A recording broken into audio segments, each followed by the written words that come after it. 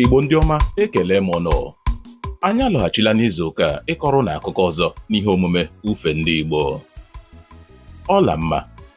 Papa, Achọrọ m ka gị na ụmụaka ndị ọzọ gezie ntị nke ọma iji wee mụta ọtụtụ ihe n'uru. ọ dị mma papa. N'otu obodo nke nwere ọtụtụ ugwu na mmiri iyi, ka otu nwaanyị nwere obiọma ma dị umeala bi n'ime ya. Aha ya bụ Akụnna. Akụnna bụ nwaanyị ama ama nke ọma n'obodo ahụ niile n'ihi mmesapụ aka ya nakwa erimeri agwọrọagwọ ji nke ọ na-esi nke ọma.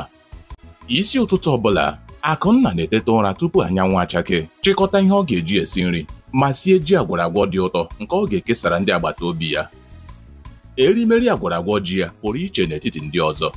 Ọ na-emeda obi ndị niile detụrụ ya ire, mezie adịmma ndị na-ese okwu, ma mee ka ndị nọ n'ahụ ụfụ chịa ọchị.